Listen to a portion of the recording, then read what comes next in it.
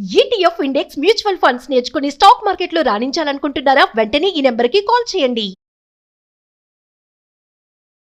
నమస్తే రమగారు. నమస్తే జయ. రమగారు, మనం తెలుసో తెలియకో కొన్ని తప్పులు చేస్తుంటాం, కొన్ని మాటలు అనేస్తాం, తర్వాత బాధ అనిపిస్తుంది. ఒక్కొక్క సందర్భంలో బాధ అనిపిస్తుంది, ఒక్కొక్కసారి కరెక్టే అనిపిస్తుంది. కానీ ఇలా ఎదుటి వారిని బాధ పెట్టినా తెలియక చేసిన తప్పుల వల్ల కానీ మనకి ఎలాంటి ఇబ్బందులు కలగకుండా ఉండాలి అంటే దానికి ఏదైనా అంటే పశ్చాత్తాప పడతాం. ఉట్టి పడితే సరిపోదు కదా, దానికి ఏదైనా రెమెడీ ఉండాలి కదా రమగారు. అంటే మనకు తెలియకుండానే మనం దైవాపరాధాలు చేస్తాం, మానవాపరాధాలు చేస్తాం, ప్రకృతి కూడా చాలా అపకారం చేస్తాం జయ. మనం కరెక్ట్ రమగారు. మన పనులు 3 వ్యాలిడ్ పాయింట్స్. మన పనులన్నీ మనం ఏం చేయాలన్నా దంచాలి, దులపాలి, కడగాలి, ఊడ్చేసేయాలి. ఎన్ని పనులు ఉన్నాయి. వీటన్నిట్లలో కొన్ని లక్షల జీవరాశులకి మనం ఇబ్బంది పెడతాం. బియ్యం ఏరుతాం, అందులో ఉన్న పురుగుని ఏం చేస్తాం, అమ్మ ఇంకో చెట్టు మీద పెట్టి నువ్వు అక్కడ బతుకుపో అని చెప్తామా? పడేయం. అలా చేయము. మనం నీళ్ళలో పడేసి దాన్ని డ్రైన్లోకి తోసేస్తాం. అవును, శాశ్వతంగా పంపించే అంతే. అట్లా ఎన్ని చేస్తాం. ఒక ఆక్రోచ్ ఎదురుపడింది, చీచి అని దాన్ని తోలేము, తొక్కి దాన్ని ఆరదీస్తాం మనం. అంతే. బల్లుల్ని, కాక్రోచుల్ని కదా. ఒక్కోసారి ఏదో రోడ్డు మీద వెళ్తామా, మన హైవేస్ మీద కుక్కలు చచ్చిపోయి కనపడతాయి, ముక్కా చెక్క అయిపోయి. కృష్ణ కృష్ణ కృష్ణ అనుకుంటాను నేను ఏదైనా చూడంగానే. ఎంతసేపటికి పోదది లోపల నుంచి. పాపం పిచ్చిమోహన్ అది ఏం చేసింది? ఎవరినైనా ఒకటి తొక్కడం కాదు, ఎంతమంది తొక్కుతారో దాని శరీరాన్ని. అసలు ఇట్లా ఎన్ని జరిగిపోతూ ఉంటాయో మన దైనందిన జీవితంలో.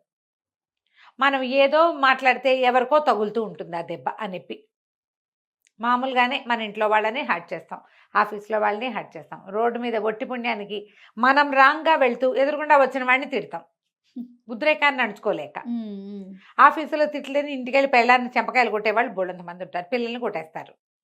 తల్లులేమో ఎవరో తన్నేదో అంటే పిల్లల మీద చూపిస్తారు. అన్నీ పచ్చిపాపాలేనమ్మా ఇవి, అన్నీ పచ్చిపాపాలే. ఒక్కటి కూడా ఇందులో సరైంది జస్టిఫై చేయబడేది ఒకటి కూడా లేదు. ఇవన్నీ దైనందిన జీవితంలో జరిగేవే జయ.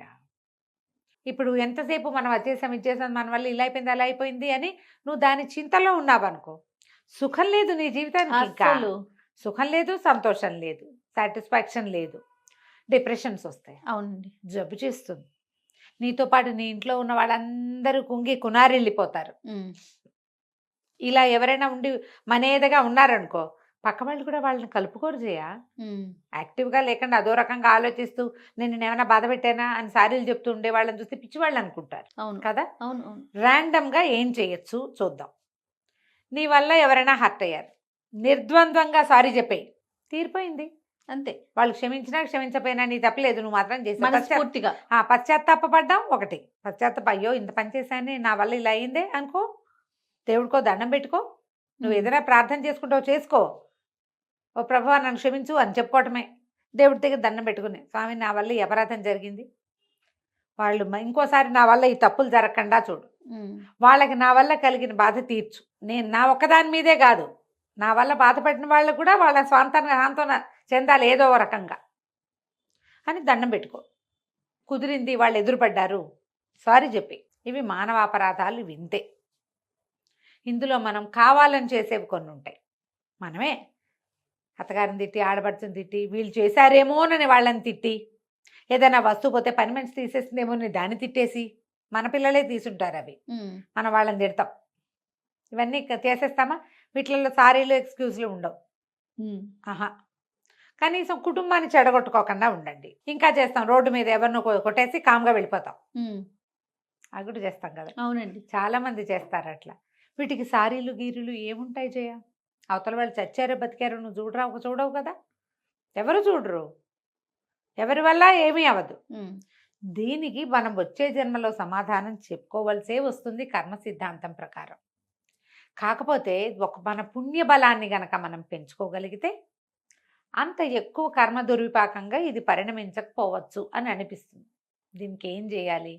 ఎవరైనా అవసరమైన వాళ్ళకి భోజనం పెట్టాం. మేము భోజనాలు పెడతామండి, మేము భోజనాలు పెడతామని చాలామంది చెప్తారు జయ. వీళ్ళు భోజనం పెట్టడం ఏంటో తెలుసా? వాళ్ళ ఇంట్లో భజన పెట్టుకుని భోజనం పెట్టుకుంటారు. దీన్ని మీరు నారాయణ సేవగా భావించకూడదు. మన ఇంట్లో భోజనం పెడితే మనం భజన చేసాం, భోజనం పెట్టాం. నీడీకి పీపుల్కి పెట్టాలమ్మా భోజనం. ఓకే. ఆకొన్న వాడికి పట్టెడన్నం పెడితే వచ్చే ఫలితము మీ ఇంట్లో నువ్వు 10 విందులు చేసినా సరే నీకు రాదు. ఓ. ఆకలిగా ఉన్న వాడికి, అవసరంలో ఉన్న వాడికి పెట్టండి. ఓకే. మన ఇంట్లోనే వారం వారం భజన చేసి ప్రసాదం పెట్టడం, నెల నెల పూజ చేసుకుని ఏదో పెట్టడం, భోజనాలు పెట్టడం, ఇది మంచిదే, ఇది చెడంటల్లా నేను. కానీ ఆ పాపాన్ని ఇది పోగొడుతుందని భావించద్దు. మన వాళ్ళకే మనలాగా కడుపు నిండిన బేరానికి మళ్ళీ అన్నం కడుపు నింపుతాం మనం. నీడీ పీపుల్కి అన్నం పెట్టండి. ఓకే. మనకి దీని పేరేంటి, మన కార్తీక పురాణం, మాఘ పురాణం, వైశాఖ పురాణం వాట్లలో అట్లా చెప్తారు జయ. ఆకలిగా ఉన్నవాడికి, అతిథికి అభ్యాగతికి. ఎవరో మన ఇంటికి వచ్చారు, భోజనం చేసి వెళ్ళండి. వాకిట్లోకి ఎవరో వచ్చారు, ఓ గుప్పెడు బియ్యం పెట్టి పంపించు, రూపాయి ఇవ్వు, ఓ బట్ట ఇవ్వు. చలికాలం దుప్పట్లు పంచిపెట్టండి.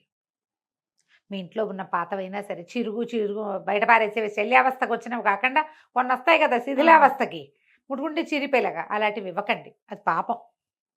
శుభ్రమైంది వాడుకోగలిగిన దుప్పట్లు లాంటివి ఇవ్వటం. ఎండాకాలం ఎవరికైనా చెప్పులు కొనిపెట్టడం, ఓ గొడుగు కొనిపెట్టడం, స్వెట్టర్లు లాంటివి దానం చేయటం, చలికాలంలో వస్త్రదానం చేయటం. వానాకాలం ఎవరైనా వాకిట్లో, మన వాకిట్లో నుంచి చాలామంది ఏంటంటే ఇక్కడ నుంచి వెళ్ళండి అని పంపించేస్తారు, అలాంటివి చెయ్యొద్దు. దీంతో పాటు మొక్కలు పెట్టడం జయ. ఓకే. మొక్కలు పెట్టడము, చిన్నపిల్లలకి చదువులకి ఏదైనా అవకాశం ఉంటే, అవసరం ఉంటే వాళ్ళకి సహాయం చేయటం, అనాథ వివాహాలు చేయించటం. ఎవరో పేదవాళ్ళు లేదా వీళ్ళు అబండన్ కిడ్స్ ఉంటారు కదా, అనాశరణాలు ఉంటారు, పెళ్ళిళ్ళకి ఖర్చులకి డబ్బులు ఇవ్వటం, చదువుకి డబ్బు ఇవ్వటం. వీటి వల్ల మనం తెలియక చేసిన చాలా పాపాల నుంచి కర్మ కొంచెం తగ్గుతుంది, పోగొట్టుకోము మనం. ఓకే. డిఫరెన్స్ వస్తుంది. ఇవన్నీ మంచి పనులే చూడు. వీటి వల్ల ఏమవుతుంది, మీకు ఒక మనశ్శాంతి వస్తుంది, ఒక సొలేస్ ఎక్కడో చోట లభిస్తుంది. మనం వీళ్ళకి సాయం చేసాం, ఎవరితో పెళ్లి చేసాం, తర్వాత 10 ఏళ్ళకో 8 ఏళ్ళకో ఆ పిల్ల కనపడింది, పిల్ల పాపలతో కనపడితే ఎంత బాగుంటుంది మనసుకి. ఓ పిల్లని చదివించాం, అది రేపు ఏ ఇంజనీరింగో ఏ అమెరికావో వెళ్తుంది, ఎంత సంతోషంగా ఉంటుంది మనకి. వాళ్ళు మన పేరు చెప్పుకుంటారు, కొంతమంది మన పేరు కూడా చెప్పుకోరు, ఎవరో సహాయం చేశారంటే అది మనమే అయితే మనకి మంచిది. అవన్నీ ప్లస్లు అవుతాయి, పాజిటివ్ ప్లస్లు. కరెక్ట్ అనిపించుకోండి, అలాంటివి చేయాలమ్మా. సాధ్యమైనంత ఇతరులతో పోరాడకుండా ఉండండి. మన కర్మానుభవం ఏమిటో మనం మోసుకుంటూ రావాల్సి వస్తుంది. ఏవో తగాదాలు వస్తాయి, తెగేదాకా లాగద్దు, ఫ్యామిలీస్లోనూ వస్తాయి.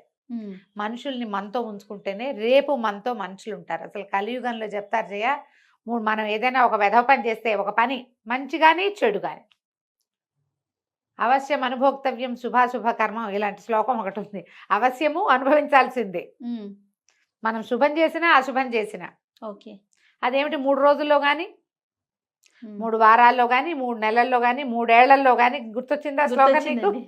తప్పకుండా శుభాశుభ కర్మల ఫలితాన్ని కలికాలంలో అనుభవించి తీరుతాం మనము.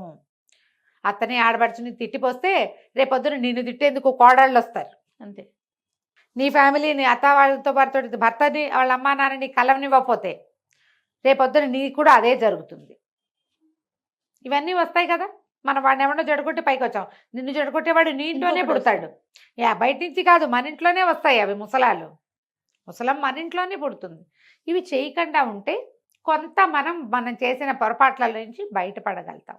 ప్రతి వాళ్ళు మనని మనం తరచి చూసుకుని, ఇది మనం పొరపాటు చేసామా, దీన్ని సరి చేసుకోవాలా అని ఆలోచించి ఏదో ఒక సరైన పని చేయండి. పైగా జయ, నేను ఒక మాట చెప్తాను ఇక్కడ, ఏదైనా సరే మనం చేసింది తప్పు అనేది ప్రతివాడికి లోపల తెలుస్తుంది జయ. అవును రమ్ గారు, ఇది కరెక్ట్ కాదని తెలుసు, కానీ ఉద్రేకాన్ని తట్టుకోలేక దాన్ని అణిచేస్తాం రమ్ గారు. ఇన్నర్ వాయిస్ అణిచేసి ఈ బయట ఉన్న వాటి గురించి ఆలోచిస్తాం. అవును, మీ ఇన్నర్ వాయిస్ని వినండి, అది మంచిదైతే సుమి, అదే కదా మంచిదైతే దాన్ని వినండి, దాన్ని ఫాలో అవ్వండి. తప్పకుండా రమ్మ గారు, చాలా మంచి విషయం చెప్పారండి. నమస్తే. నమస్తే జయ.